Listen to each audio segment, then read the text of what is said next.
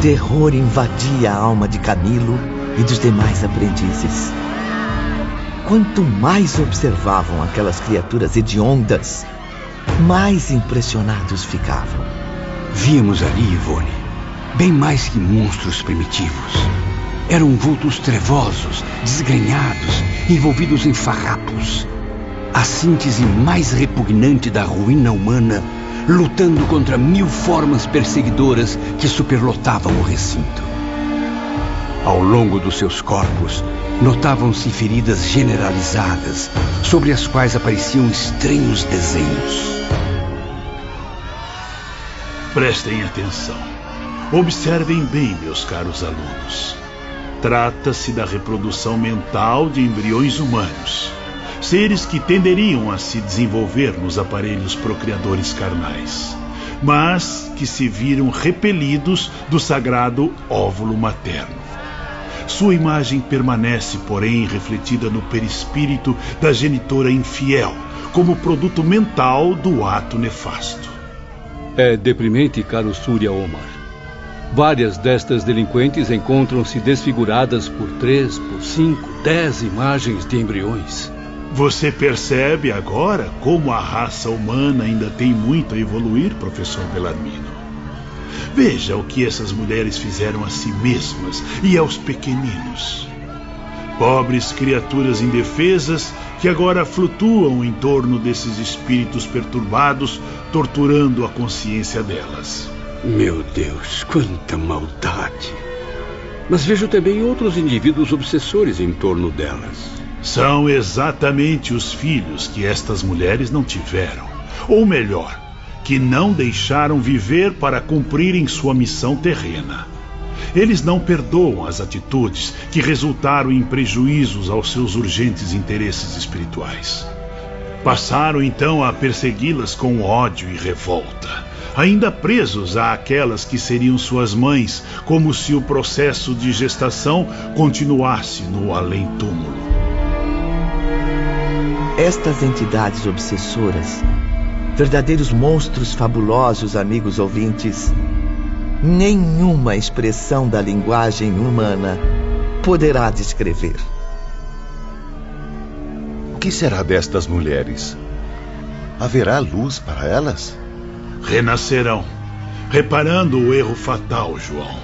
Embora dementes, incuráveis, na tentativa de corrigir a desarmonia vibratória. Serão monstros repulsivos, deformados, doentes. Outras marcharão para os planos inferiores, onde rangerão os dentes e chorarão, conforme a profecia de Jesus no Evangelho e no Apocalipse, até que se libertem de tamanha desonra. Não me lembro de ter visto estas mulheres no Vale Sinistro. O estado em que se apresentam não seria próprio de locais como aquele? Supõe, por acaso, que todos os criminosos serão obrigados por força da lei a permanecer numa única região do invisível? Ou ignora que também se arrastam pelo planeta Terra, cultivando vícios com os quais se afinavam antes mesmo de desencarnarem? Seu inferno não se estabelece antes nos remorsos da própria consciência? Não, Bellarmino, não estiveram no Vale Sinistro. Porém, totalmente harmonizadas com as trevas, foram envolvidas em ondas vibratórias maléficas, permanecendo assim até agora. E assim mesmo, prosseguindo para o futuro. E até quando sofrerão esse tormento, professor? Até que expiações duríssimas, existências férteis, em prol do bem legítimo, venham livrá-las do mal que as escravizou. Na deplorável situação em que as contemplamos, João, é bem verdade que se encontram em estado melhor do que já estiveram. Concorda comigo, irmã Vicência? Sim. Ao menos estão sob proteção de fiéis amigos do bem, abrigadas em local seguro. Aqui certamente não serão importunadas pelos parceiros adquiridos na prática do mal, tampouco por inimigos, obsessores espirituais terríveis que há muito seguiam seus passos. Enfim, meus caros, elas reencarnarão tal como se encontram, pois não estão em condições de escolher nada voluntariamente. Todas as providências já foram tomadas para a volta delas ao renascimento. As circunstâncias nas quais se envolveram são insolúveis no além-túmulo. Necessitam urgentemente de melhorias vibratórias. Por isso renascerão em qualquer meio familiar terreno em que haja resgates dolorosos a se confirmarem. Por outro lado, existe a possibilidade de serem acolhidas em lares cristãos que queiram fazer a caridade de recebê-las por amor a Deus, o que não será assim tão fácil. Tudo o que foi testemunhado pelos aprendizes veio a comprovar uma grande e esplêndida verdade. A mulher é tão responsável quanto o homem espiritualmente, em face da grande lei. Entretanto, descobrimos ainda no departamento feminino uma seção inexistente nos parques residenciais masculinos. É o internato das moças, espécie de centro educacional para jovens suicidas. Tal dependência existe tanto no parque hospitalar quanto em Cidade Esperança, meus amigos. Isso faz com que elas não tenham contato com os demais casos femininos. Aliás, Rita, do manicômio jamais saíram espíritos para os cursos desta academia. Raras também foram as que vieram do isolamento. Em geral, esses contingentes são pequenos e, tal como ocorre com os homens, partem do hospital matriz.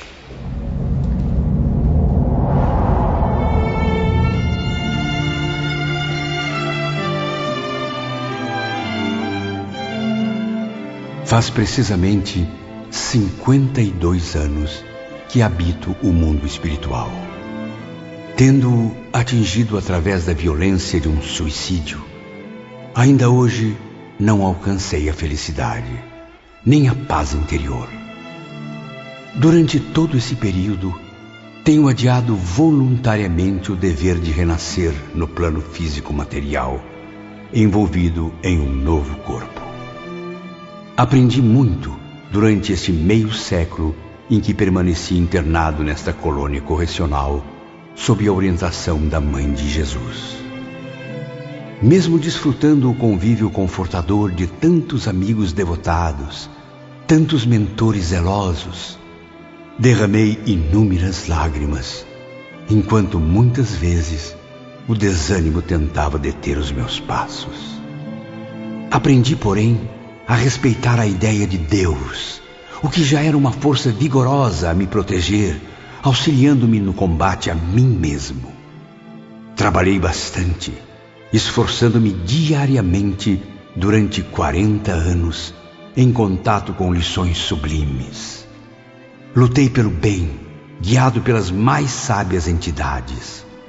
Agi tanto nas esferas espirituais como no plano material, onde contribuí para que a tranquilidade voltasse a iluminar vários corações maternos. Orei à beira de berços e valas, para que em muitos rostinhos infantis, lindos e graciosos, o sorriso despontasse novamente depois de dias e noites de febre. No coração de jovens desesperados, pude colocar a chama da esperança, desviando-os do desânimo que os levaria aos mesmos abismos que conheci, cometendo o crime do suicídio. No entanto, jamais me senti satisfeito e tranquilo comigo mesmo.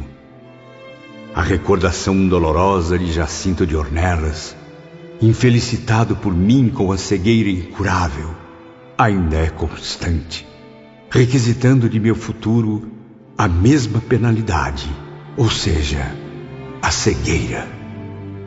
Sim, já que a prova máxima de ser cego foi anulada por mim diante da primeira oportunidade. Há muito tempo eu deveria ter voltado à reencarnação, e para isso, o que foi justo aprender nas academias da Cidade Esperança, concederam-me generosamente.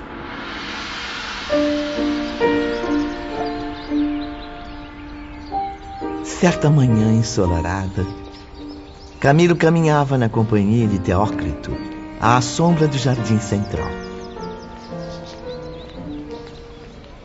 Na verdade, excelentíssimo diretor, eu só tenho a agradecer ao Instituto. Quem diria? Até mesmo a nobre ciência da medicina psíquica eu pude estudar contando com a ajuda de excelentes instrutores durante aulas inesquecíveis. Agradeça acima de tudo a Maria de Nazaré, meu filho. E acredite, o trabalho que você já executa há 12 anos nas enfermarias do hospital certamente trará muitos méritos ao seu espírito. Foi uma honra substituir Joel Steele, que partiu para novas experiências terrenas. Tal aptidão valerá a você a possibilidade de tornar-se um médium curador, Camilo. Porém, mais tarde, quando habitar novamente a Terra na próxima encarnação. Fico muito feliz em poder ajudar cada vez mais os sofredores terrenos, irmão Teócrito. Mas falta-me, no entanto, o idioma fraterno do futuro. Como sabe, tal estudo é facultativo. Aliás, todos os demais deveres que ainda abraçará também o serão. Meu conselho é que o faça, meu filho, e com muita dedicação, pois esse idioma, cujo nome simbólico é o mesmo de nossa cidade universitária, resolverá problemas até mesmo no além-túmulo. Pois estou decidido, prezado irmão. Desejo adquirir esse novo conhecimento. Pretendo dedicar-me profundamente ao Esperanto. Ao reencarnar, levará o idioma da paz impresso nas fibras do cérebro perispiritual. Depois, em ocasião oportuna, terá a intuição de aprendê-lo novamente com professores terrenos. Isso significa que serei mesmo médium já na próxima existência? Sim, Camilo. Por isso, uma vez reencarnado, deverá comprometer-se a difundir as verdades celestes entre a humanidade, apesar da cegueira que o espera nas estradas do futuro. Nos dias seguintes, Camilo meditou profundamente na conveniência de um idioma universal entre os homens e os espíritos. E ainda medito, Ivone, enquanto eu mesmo, como médium que seria, poderia produzir em prol da fraternidade cristã. Obtida a permissão para mais este curso memorável, Camilo matriculou-se na academia que lhe era destinada. E logo veio o primeiro dia de aula. A escola não era simplesmente um edifício a mais na extensa avenida acadêmica. Tratava-se de um tesouro de beleza arquitetônica que levaria o pensador ao sonho e ao deslumbramento. A prestativa irmã Rita acompanhava-me naquela manhã. É também um templo, meu amigo, como os demais edifícios. Aqui, a fraternidade universal é homenageada sempre e sob as mais sadias inspirações da esperança por ministros do bem. Vamos, Camilo. As escadarias nos levarão à alameda principal. Lá estão Pedro e Salúcio.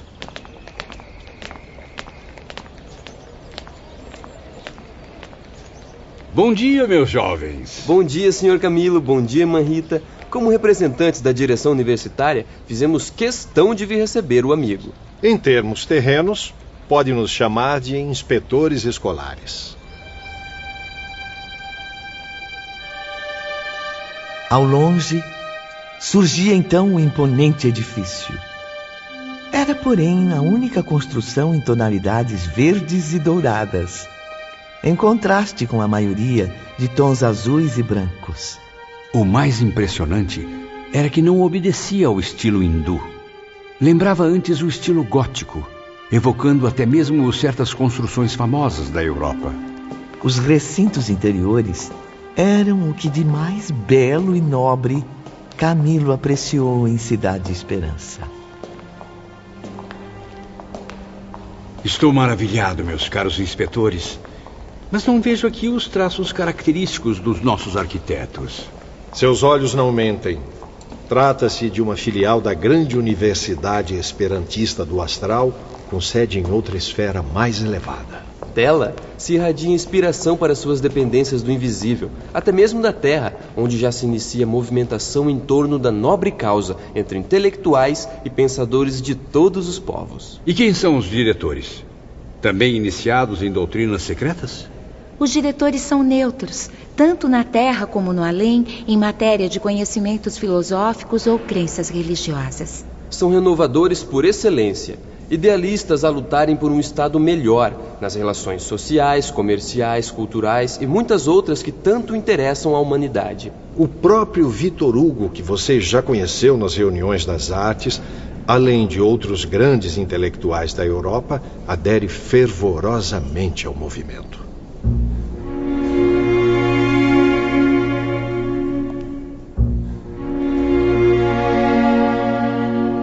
Minutos depois, Camilo tomava lugar no amplo e bem iluminado salão, onde ocorreriam as primeiras aulas. Uma vez ali, não pude evitar grande surpresa ao observar os aprendizes. O elemento feminino era superior em número ao masculino. E as mulheres mostravam-se dedicadíssimas ao aprendizado. Afinal, lhes traria conforto não só às suas mentes, como também aos corações. E isso, Ivone, certamente proporcionaria conforto a elas em situações críticas, soluções de problemas com os quais venham a se deparar no trajeto das reparações futuras. Assim como nas aulas de Aníbal e Epaminondas, as lições de Esperanto também ofereciam exemplos das civilizações terrenas. Seus problemas, muitos até hoje não resolvidos, e seus mais graves impasses, foram analisados em imagens exibidas numa espécie de cinematógrafo. E eu contava sempre com os esclarecimentos dos jovens inspetores Pedro e Salústio. Na aula de amanhã, Sr. Camilo, o tema será a multiplicidade de idiomas e dialetos. Uma das grandes desgraças que assolam a humanidade. Complicando até mesmo o futuro espiritual da raça humana. Afinal, no próprio mundo invisível, luta-se contra dificuldades motivadas pela diferença de linguagem. Fiquei profundamente impressionado com a aula de hoje, meus jovens. Foram expostos diversos detalhes, obstáculos desanimadores nas relações entre os países, os povos e os indivíduos.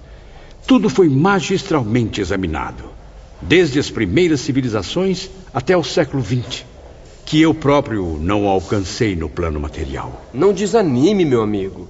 Ainda receberá ensinamentos sobre a solução dos mesmos casos, a remoção das mesmas dificuldades. Enfim, a aurora de um franco progresso, Camilo. E tudo sobre o alicerce de um idioma que será patrimônio universal, assim como a fraternidade e o amor, unindo ideias, mentes, corações e esforços para as mesmas conquistas, a difusão da cultura em geral, a aproximação dos povos e a felicidade das criaturas.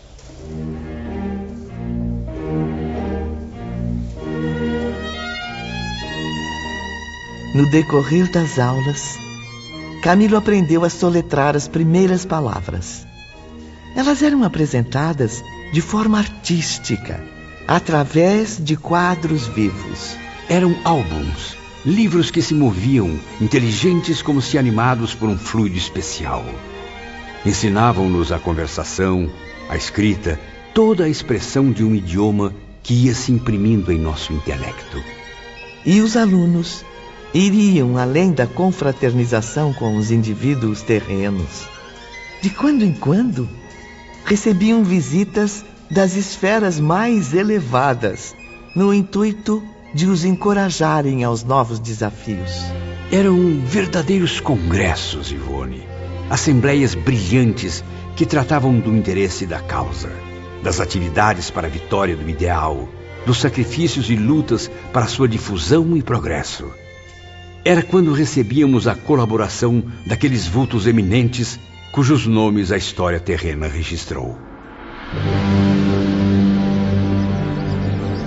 Eram daqueles dias radiosos. Camilo participava de mais uma inesquecível reunião. Grandes turmas de alunos, aprendizes do mesmo movimento e pertencentes a outras esferas, aderiam a tais congressos, colaborando piedosamente para o reconforto de seus pobres irmãos prisioneiros do suicídio. Os espíritos iluminados de Irmã Doris, Irmão Aníbal e do grande pensador Victor Hugo também estavam presentes.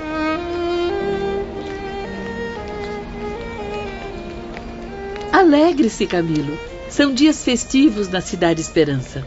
Nunca, enquanto homem encarnado, sequer sonhei em contemplar estas suntuosas praças ajardinadas, este majestoso palácio da Embaixada Esperantista Irmandores. Após várias décadas no mundo invisível, confesso que às vezes sinto-me num sonho, um pesadelo sem fim, com breves momentos de alívio como este, nos quais caminho sobre estes tapetes de relva cetinada, repleta de azaleias coloridas. Pois então, bem-vindo aos Jogos Florais, Camilo. Torneios perfeitos de arte clássica, nos quais sua alma se deixará transportar ao ápice das emoções gloriosas da pura majestade do que é belo. Vamos, meus amigos. Os bailados já estão começando.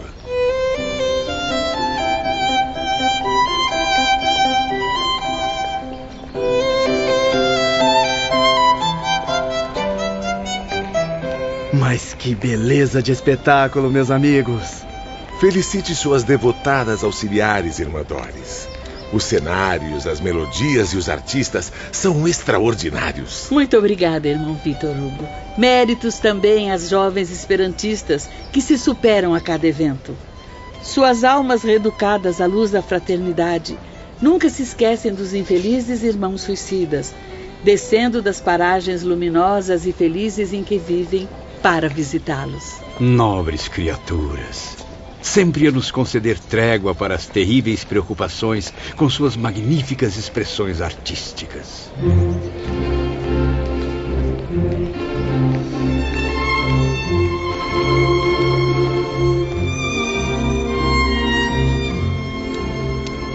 Então a beleza do espetáculo atingia o indescritível, quando deslizando graciosamente pela relva, pairando no ar como libélulas multicoloridas, as formosas artistas iniciavam suas apresentações. É a tradução perfeita da arte de Terpsícore, a deusa da dança. São jovens bailarinas que viveram na Grécia.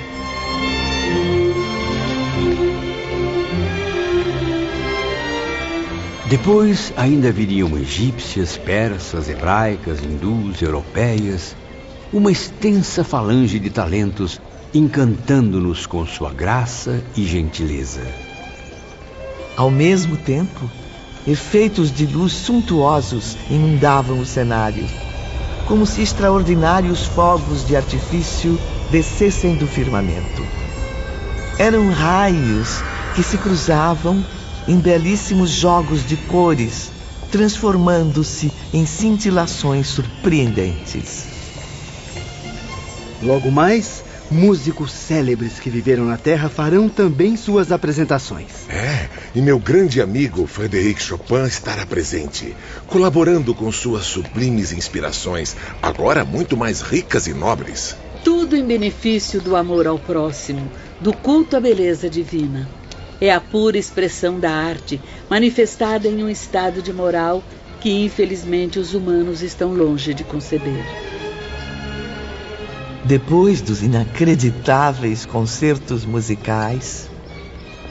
Ah, meus caros, este é um de meus momentos prediletos, os concursos poéticos. E o idioma escolhido pelos artistas será, é claro, o Esperanto. Permita-me esclarecer uma dúvida, Sr. Vitor Hugo. Não haverá espaço aqui para outras formas de arte, outras expressões musicais ou estilos poéticos? Aqui só se admite a arte clássica, meu amigo. Esta cidade universitária jamais presenciará regionalismos de qualquer espécie. E acredite, é para o próprio bem de todos, porque o objetivo de nossos guias espirituais superiores é promover sempre a busca da harmonia.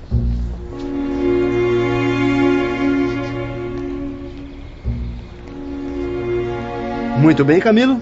Está na hora de retornar ao internato para o repouso noturno. As vigilantes o acompanharão. Estou emocionado, meus irmãos. Agradeço a todos do fundo do meu coração. Minha alma se empolgou profundamente diante de tamanho esplendor. Não se admire, Camilo. O que viu é apenas um esboço, o início da arte no além-túmulo. Trata-se da expressão mais simples da beleza, a única que sua mentalidade poderá alcançar por enquanto. Em esferas mais bem dotadas que a nossa, existe mais, muito mais. Cumpre, porém, à alma pecadora refazer-se das quedas, fortalecendo-se por meio da renúncia, do trabalho, do amor, a fim de merecer a grande dádiva, gravitar para os planos superiores. Que Jesus e Maria de Nazaré acompanhem seus passos, sempre. No dia seguinte, Camilo encontrava-se a sós com Teócrito no gabinete da direção-geral. Prezado irmão Teócrito, o sentimento do dever leva-me a pensar seriamente na urgência de retornar à Terra. Devo me harmonizar definitivamente com a ciência da verdade que acabo de distinguir durante meu estágio nesta colônia. Que assim seja, meu filho. Não deverá mais permanecer na Cidade Esperança. Isso agravaria suas responsabilidades. Ficaria estacionado, o que é incompatível com o que acaba de estudar e aceitar. Certamente, irmão Teócrito. Seria um erro grave dilatar por mais tempo a reparação que devo a mim mesmo, bem como à lei do Todo-Poderoso. Pois conte com o meu apoio e, acima de tudo, minha fé e convicção de que sairá vitorioso. É chegado o seu momento, Camilo. Dos antigos companheiros que imigraram do Vale Sinistro, que passaram pelo hospital e ingressaram na cidade universitária, você é o único a permanecer aqui até hoje. Pobre espírito, sempre desencorajado a experimentar as próprias forças nas lutas terrestres. Mas agora sinto que devo seguir os passos dos amigos. Belarmino de Queiroz e Souza, meu fiel companheiro dos momentos mais difíceis, partiu há 10 anos para novas experiências. Lembro-me dele. Preferiu renascer no Brasil, pois ali teria com maior facilidade o amparo da doutrina que abraçou nestas academias, no mundo espiritual. Numa de minhas expedições à Terra, debrucei-me comovido e afetuoso sobre seu triste berço de órfão pobre, pois perdeu a mãe tuberculosa 1 ano depois do nascimento. Bem sei que muitas vezes tem sussurrado conselhos de eterna ternura aos seus ouvidos infantis. Sei que está presente ao lado de Belarmino durante as horas desoladas em que ele se põe a meditar, pequenino e infeliz, nos espinhos que já lhe ferem o coração. E como tenho chorado de compaixão e tristeza ao contemplar sua infância angustiante. O corpo físico desfigurado, herança inevitável do suicídio no século XIX, filho mirrado e doente de mãe tuberculosa, com um futuro idêntico a aguardá-lo na maioridade. Desejei partir com ele, servir-lhe de irmão, vivendo ao seu lado a fim de ampará-lo, confortá-lo, reanimando a mim mesmo ao contato de sua afeição tão leal. E por que não o fez, meu amigo? Impossível. Seria uma missão de amor que não estaria ao alcance de um condenado como eu, carente dos mesmos socorros e atenções. Que assim seja, Camilo. Somente mais tarde, após a vitória dos testemunhos, irá reencontrar Belarmino, aqui mesmo, a fim de reiniciarem a marcha para o melhor. É verdade que irmã Doris também se apresentou em favor de Belarmino? Sim, Doris Mary desejava segui-lo no círculo familiar, pois o amava ternamente. Colocou-se à disposição para sacrifícios intensos, por desejar suavizar-lhe as amarguras com os carinhos da fraternidade cristã. Não lhe foi, porém, concedida permissão para tanto. Tamanha renúncia implicaria desgraças sucessivas, e Doris possui méritos. Tem direitos e compensações concedidas pela lei. Mas é claro, irmão Teócrito, ela vem de uma existência terrena extremamente dolorosa, bem suportada ao lado de um esposo incompreensível e brutal, pelo que soube. Existência que o suicídio de seu filho Joel infelicitou ainda mais, meu caro. Agora, seus guias não aconselharam novos sacrifícios pelo filho, e muito menos por Belarmino, que causou o mesmo desgosto à sua velha e dedicada mãe. Doris velará, antes e acima de tudo, por ambos, como sombra luminosa e protetora sobre o trajeto a realizarem, oferecendo-lhes inspiração e conforto nas horas decisivas. E quanto aos demais amigos e instrutores, meu nobre diretor? Parece que todos me abandonaram aqui. Cada vez mais sinto-me sozinho, perdido entre certezas e dúvidas, ilusões e realidades, coragem e medo.